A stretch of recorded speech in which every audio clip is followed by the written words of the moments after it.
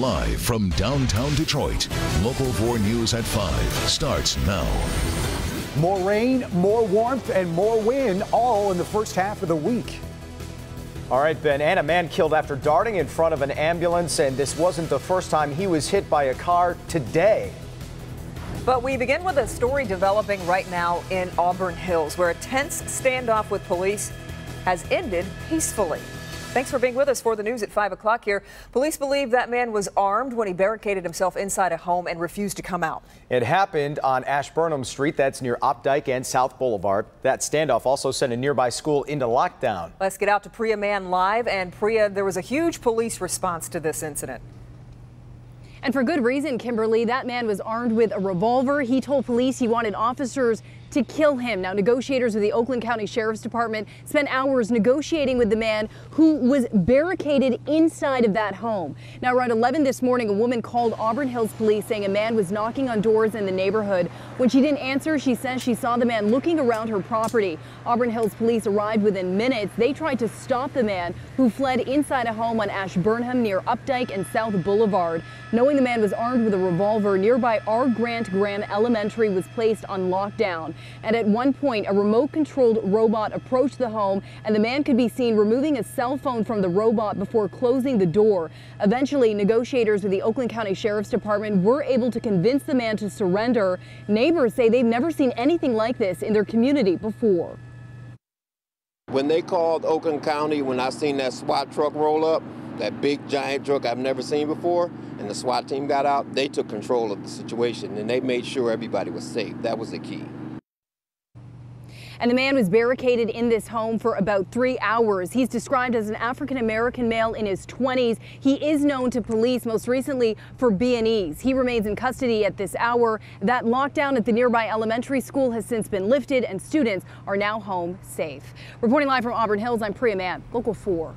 All right, Priya. A short time ago, a Detroit woman was officially charged with murder in the killing of her boyfriend. It happened over the weekend at a gas station on Grand River near Wyoming on the city's west side. Coco McAvoy was in the courtroom as she was arraigned, and Coco joins us live now. So just explain to us, Coco, how this all happened here. Kimberly and Jason, police say Star Holmes shot and killed her boyfriend, Pap Jenkins, at this gas station on Detroit's west side on Saturday after an argument. But her family was in court today, and they say that she's a mother to a 1-year-old boy and saying that there's more to this story. Ma'am, state your name for the record. Star Holmes appearing in front of a judge today facing serious charges. Ms. Holmes, you're here on a criminal matter, case number 170. This after police say Holmes and her boyfriend, Pap Jenkins, got into an argument at a Marathon gas station over unreturned personal items. Holmes allegedly ended up pulling out a gun and shooting Jenkins. Her lawyer, Todd Kolesny, says Holmes acted in self-defense and tried to set bond today.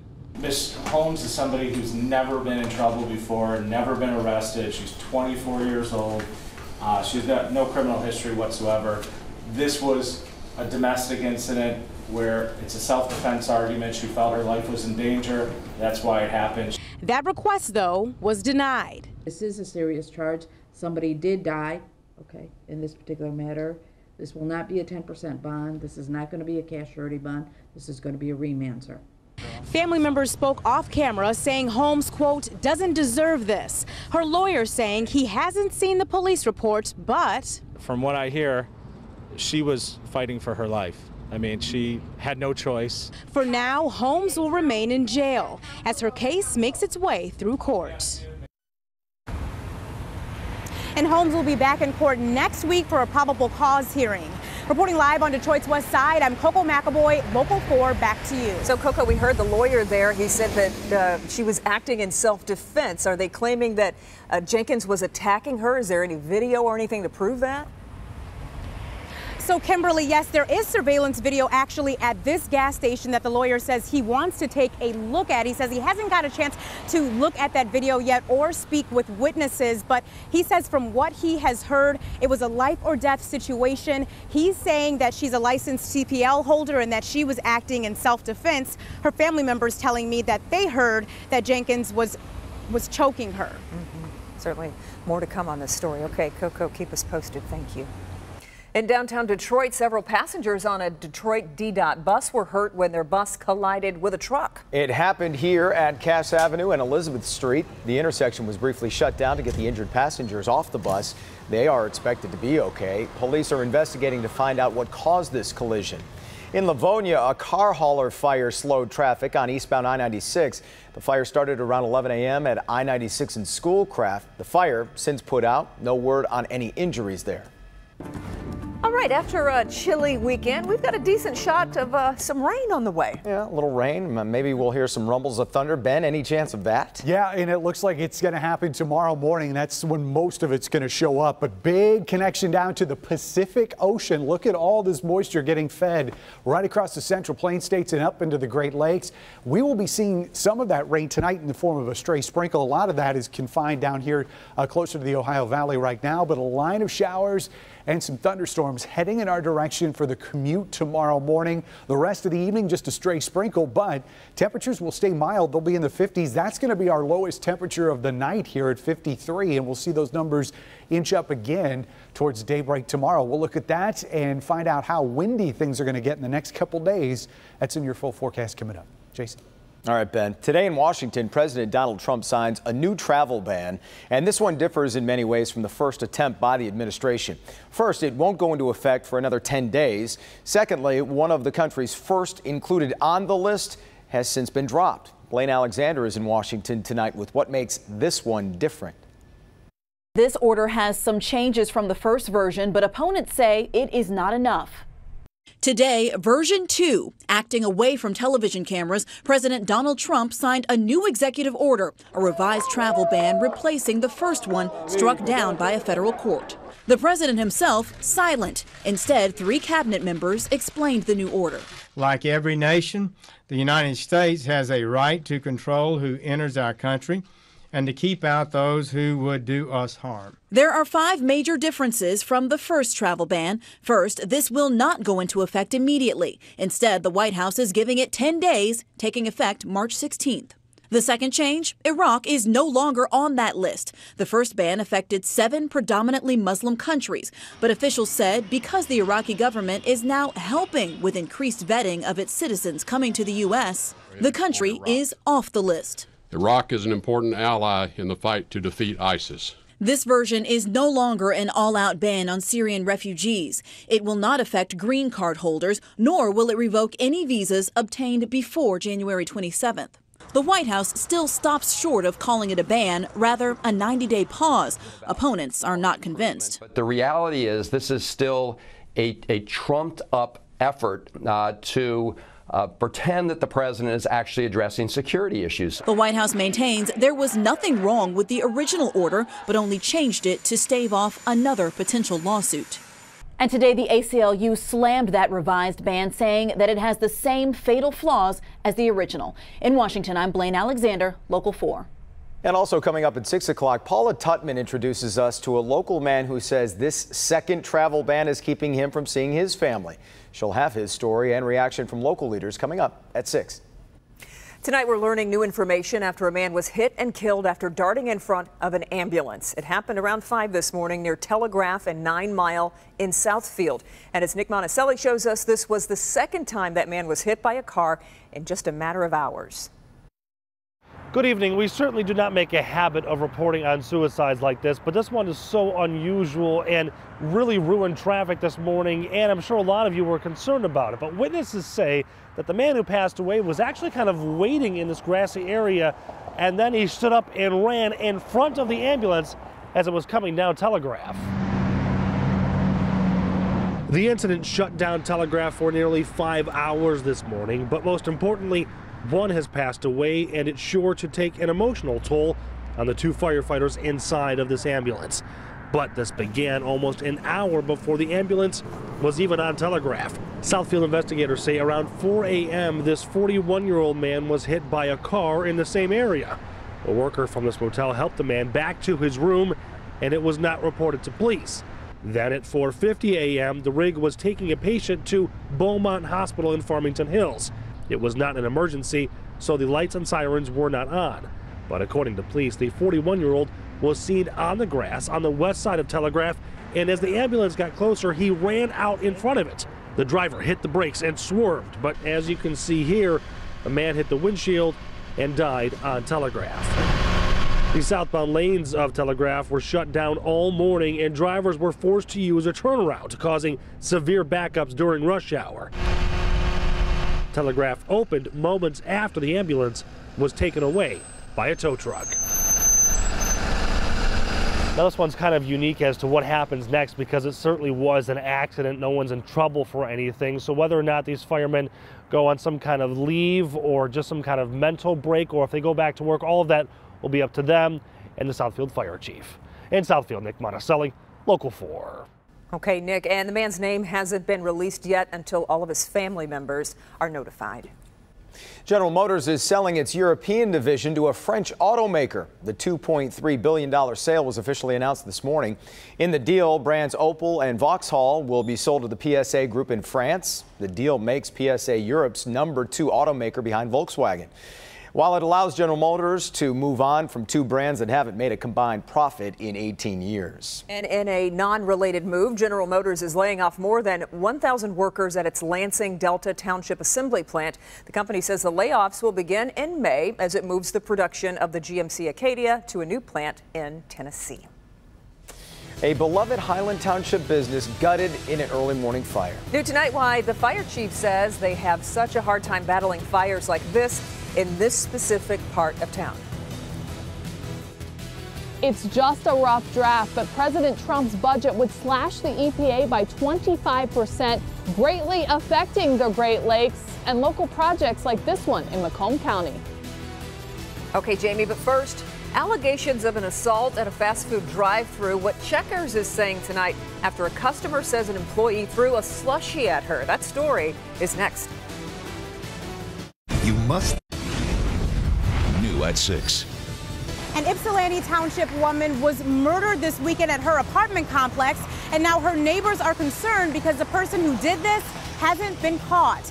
You'll hear from an employee of the apartment complex on Local 4. All right, Coco. Plus, at an event honoring the late Sergeant Colin Rose, Detroit's police chief has a message for Rose's still-at-large killer. You'll hear it coming up new at 6. A Checkers employee who threw a slushie from the drive-thru window into a customer's car has been fired and could face criminal charges. Things quickly escalated Saturday afternoon at this Checkers on Harper in St. Clair Shores after the customer says she complained because of a long wait. Checkers corporate told me this morning in a statement this: as soon as we learned about the incident, we immediately investigated. The employee involved has been terminated, and we apologize to the guest and her children. Checkers also is retraining the rest of the crew that works there. Kim? Efforts to clean up the Great Lakes could soon hit a massive speed bump. President Trump's budget plan would slash funding to the Great Lakes Restoration Initiative from $300 million to $10 million. It's a move that has upset both environmental groups and mayors of cities that rely on the lakes. Let's get out to Jamie Edmonds live. And Jamie, these are just proposed cuts right now, right? That's right, Kimberly. We can call this a rough draft from President Trump for the 2018 budget. But with these numbers as is, it has a lot of people concerned. This is the Clinton River Spillway project, which just began last year. The goal? Increase the floodplain and wetland potential for fish habitats. Because of being in an urban watershed like the Clinton River, a lot of the surrounding landscape has been modified. And so we've lost a lot of the habitat for the fish and wildlife. This project is being funded by the Great Lakes Restoration Initiative. What is the GLRI? Well, it's a program which began in 2010, and it funds state and local projects that combat invasive species, restore wildlife habitats, and clean up watersheds that have been polluted. All those areas that surround our Great Lakes is what the GLRI focuses on. This is Matt Einhauser, an ecologist for the Clinton River Watershed Council. He says since the GLRI went into effect, the 760 square mile area that is the Clinton River watershed has received nearly $40 million in restoration efforts. He says they've been vital. Under President Trump's current budget plan, the GLRI would be cut by 97%. And they don't know what would happen for this project and others in the area. It's sad to hear because this money is very important to the area and to our resources, and a lot of great work has been done. And we're not just talking about work here in Macomb County. I talked to the mayor of Monroe. The River Raisin was cleaned up with these GLRI funds. Also, the Detroit River has work being done to remediate the sediment down below. And all of these people say if this budget passes as is, they don't know what would happen with these projects. They think they would all stop. So, Jamie, do we know when we'll know something for sure, or what's next in all of this? Well, this is going to be a long process. Apparently, President Trump has to get some sort of budget plan set by March 13th. Now, this needs congressional approval. Now, here's the good thing that people are thinking. It had bipartisan approval to begin with, Democrats and Republicans, and now both of those people don't really like this, so maybe this won't go as planned. Right. Live in Macomb, Jamie Edmonds, back to you. Yeah, we'll see how it all pans out. Jamie, thank you. All right, let's get to Mr. Bailey and the weather here, and we're shaking those cold temps like you told us. Well, you knew this wasn't going to be boring. I mean, that's every time I come up here, That's it's something right. For new. the past month or so, is just. We haven't been stuck in a rut. No. That's going to be the case as we get through the next several days. Temperatures that are out there right now, not far from what we're going to see for lows tonight. We're at 53 at Metro. Temperatures just a little bit cooler out here on Grosse Ile at 42, but we're generally going to stay in the 50s tonight and then see numbers get even warmer as we get into tomorrow. A little bit of a switch from yesterday, though. You can tell out there 15 to as much as 20 degrees warmer than what we saw at 5 p.m. yesterday. Hasn't been a lot of rain out there. We saw some showers roll through here midday. Those are gone. We're generally going to stay dry here tonight with just a couple stray sprinkles. Most of that rain that we showed you earlier is down here to the south. And we're also watching a pretty strong line of showers and thunderstorms. Some of those could be severe out here to the west. And we'll talk more about that coming up on Local 4 News at 5:30.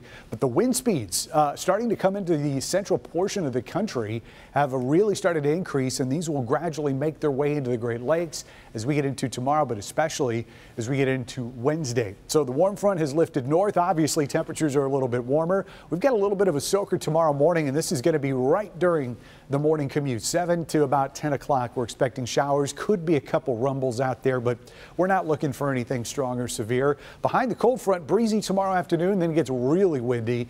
As we get into Wednesday, could be seeing wind gusts topping 40 miles an hour as we head towards the middle of the week. Tonight, 53 for the overnight low, a couple scattered line showers. And again, this isn't going to be much. Wind speeds, though, south of 15 to 20. So it is going to be a little bit on the breezy side. If we see a shower or storm, it's going to be early in the day. And then we'll start breaking up these clouds, get some sunshine in here towards the tail end of the day. But again, wind speeds increasing, not quite as bad as what we're expecting on Wednesday. But let's look at these high temperatures for tomorrow.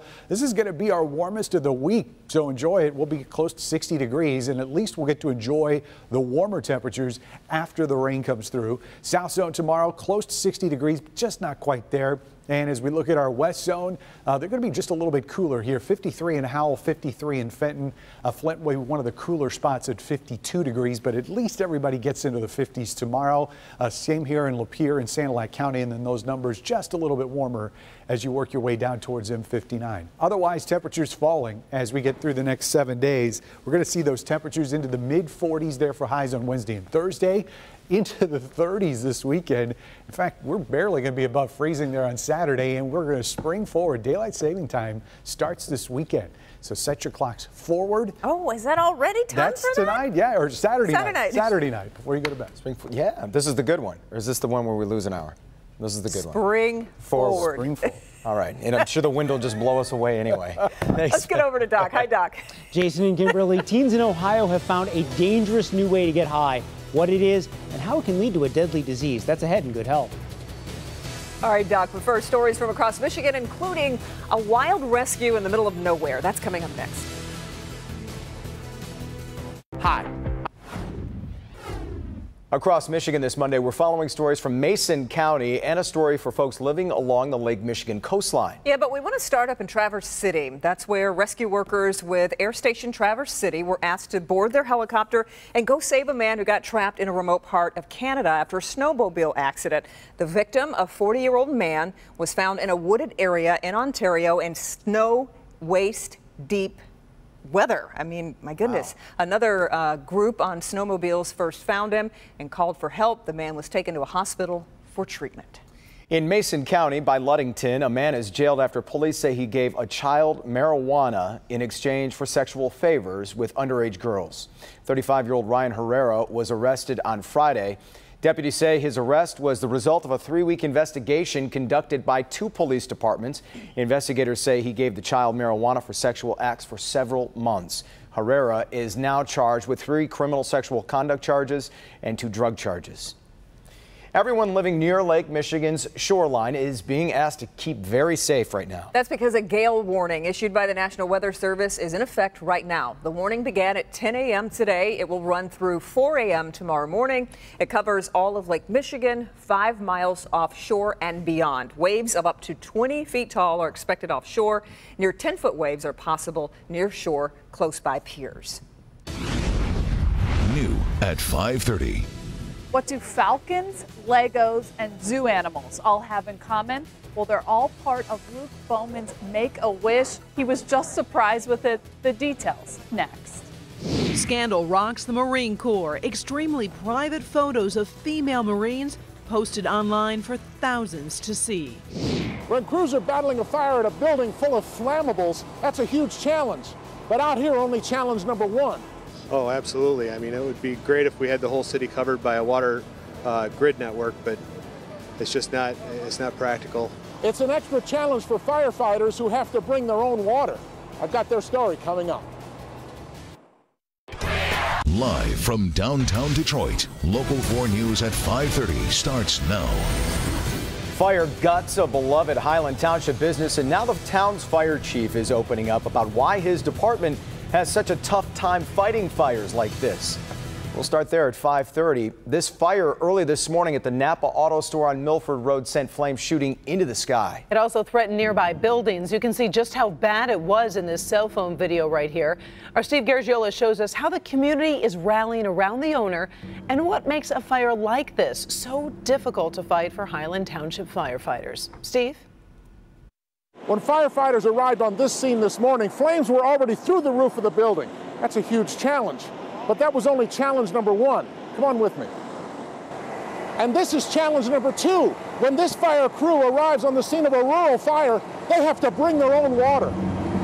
The fire started at about 5 this morning, and the building filled with flammable liquids went up quickly. You've got batteries, brake fluids. There was a lot of fuel load inside that we had to contend with. Only 30% of Highland Township is serviced by the water grid, which means fire crews must bring their own water, and that's an added challenge. Oh, absolutely. I mean, it would be great if we had the whole city covered by a water grid network, but it's not practical.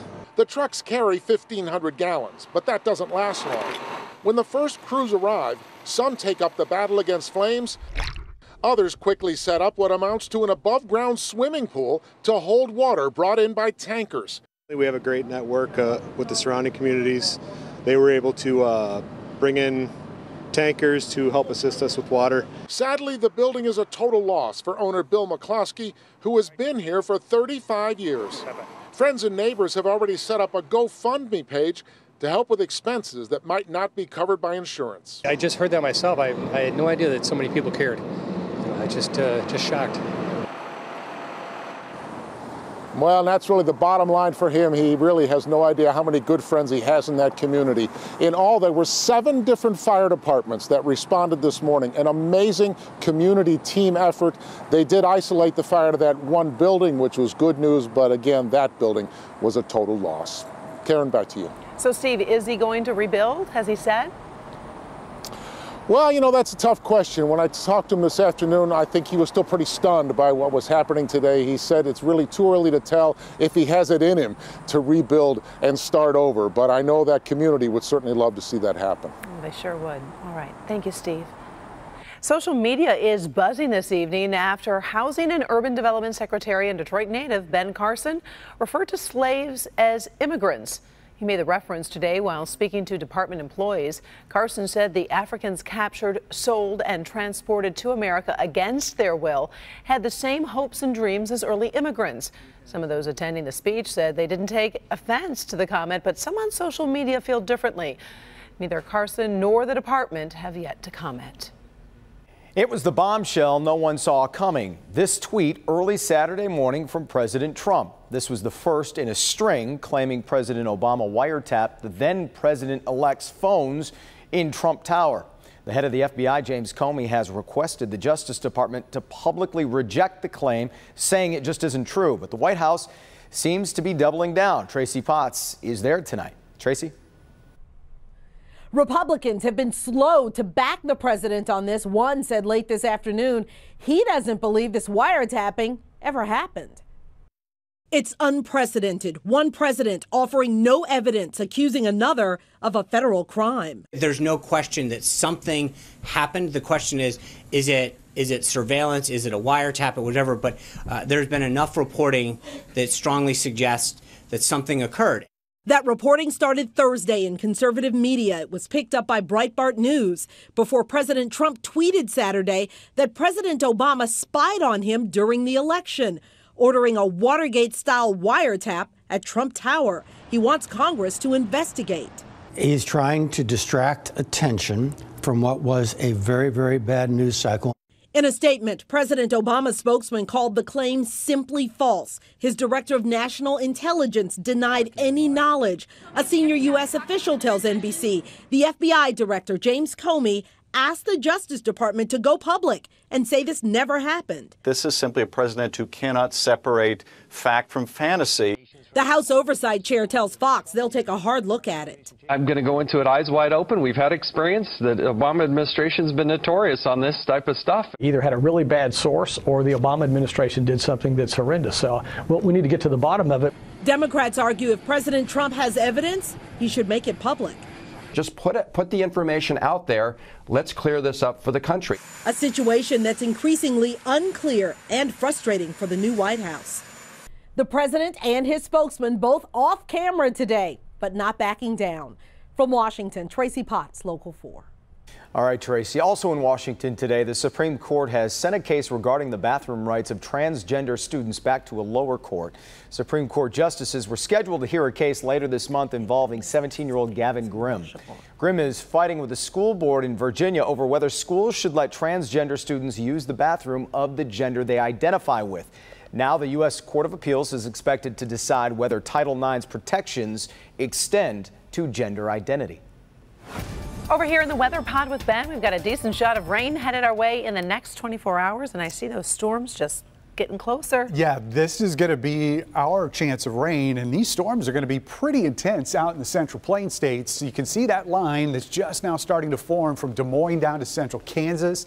This is likely going to get a little bit stronger as we get further into the night, and that's why an enhanced risk of severe weather is in effect here from Iowa through Missouri down to the northern parts of Arkansas. But look at how that risk really tapers off towards Chicago as that line gets closer to us overnight, even though it could be a little bit rough within that bullseye that we showed you. Those storms are going to be weakening across the state of Michigan. So by the time they get here 6, 7 o'clock tomorrow morning, it's just going to be generally rain. Could be a couple garden variety thunderstorms, but we are not anticipating anything strong or severe. 9 o'clock, most of this is going to be gone. Could be a follow-up shower as the actual cold front crosses through midday, and then that's about it. Things get a little bit windy beyond that, and we'll discuss that coming up here in a few minutes. Guys? All right, thank you, Ben. It has been confirmed avian influenza, a deadly bird flu, is the cause of a flock of chicken in Tennessee getting sick. A flock is owned by a commercial breeder who has a contract with food giant Tyson Foods, Inc. On Friday, the breeder alerted Tennessee's Department of Agriculture about its 75,000 sick chickens. Its facility is now under quarantine. So are 30 other nearby farms. Now, agriculture officials say the flu does not pose any risk to food sold in stores. The Defense Department investigates a scandal sending shockwaves through the Marine Corps. Photographs of naked female Marines were posted on a private Facebook page which has more than 30,000 followers. The women were identified by name and rank. The photos were brought to light by a nonprofit news website run by a former Marine who was outraged by what he saw. Seeing a woman that I knew, a woman that I'm friends with, inside of that Google Drive was really what sent it home for me. This is a select group of criminals that are sexually exploiting people. The Naval Criminal Investigative Service has opened an investigation. At least one Marine who took some of the offending photographs is no longer on active duty. Smoke filled the skies over northeast Philadelphia this morning as a fire tore through an indoor swim club. A rising column of smoke could be seen for miles as a fire destroyed a fitness and rehab center. More than 100 people were inside when it started, many only wearing swimsuits. They were rushed out of the building. There are no reports of any injuries. The fire eventually went to 4 alarms before it was brought under control. Karen? Take a look. This is Luke, and at just 10 years old, he's gone through something no child deserves. Luke's been diagnosed with a life-threatening condition that has him spending most of his time at hospitals and doctors' offices. But today, before one of those appointments, Luke got an awesome surprise. Our Jamie Edmonds was there. We are here at Mott Children's Hospital in Ann Arbor. The Make-A-Wish Foundation is also here, and Luke Bowman of New Baltimore is about to get the surprise of his life. It took a minute for 10-year-old Luke Bowman to figure out what was going on. He thought he was coming to Mott for one of his regular appointments. Instead, the Make-A-Wish Foundation surprised him. You're going to go on a VIP tour of the San Diego Zoo. Luke loves animals. His National Geographic magazine subscription is his favorite. So going behind the ropes at the San Diego Zoo is a dream come true. He especially loves birds of prey. Zoo VIP experience at Sky Falconry. On top of that, there will be stops at SeaWorld and Legoland. I all know that I'm going to have fun and play and be with everybody. Luke has a life-threatening gastrointestinal condition. His family travels from New Baltimore to Mott regularly. This trip is about forgetting all of that and just letting Luke be a kid. He loves this stuff. He's so into nature and animals. He loves animals. I mean, any kind and every kind. Mom says Luke's had a really tough year, but he's still always smiling in whatever he's doing, drawing, playing wheelchair basketball, or just hanging out with his family. Just sort of brings a spark of joy everywhere that he goes. He's got a very funny sense of humor. Luke, mom, dad, sister, all smiles. They leave for California in about 1 month. At Mott Children's Hospital, Jamie Edmonds, Local 4. I loved his reaction, like he couldn't believe it when he was reading. Well, if he loves animals, boy, he's in for a huge treat at the San Diego Zoo. What a place that is. Yeah, Make-A-Wish does some great things. Yeah. Luke, have a great vacation. Absolutely. A simple mistake totals a classic car. How a driver accidentally played piggyback with his priceless Corvette. And an impossible rescue. What first responders ran into after a skier set off a massive avalanche in the middle of nowhere. Doc? Well, it's a dangerous new way teens in Ohio are getting high. What it is and how it can potentially have dangerous, deadly side effects. That's next in Good Health. On Jeopardy! New at 6. Recognize this van? Police say whoever's driving it around one local suburb is pretending to be someone they're not. New at 6 will keep you one step ahead of their scam. Plus, speaking of scams, some big ones make the new list of the top complaints from Michigan consumers. It's Help Me Hank, new at 6. A good health warning tonight about teens searching for a new way to get high. Our Dr. Frank McGeorge is here with a look at what they are using and why police are sounding the alarm tonight.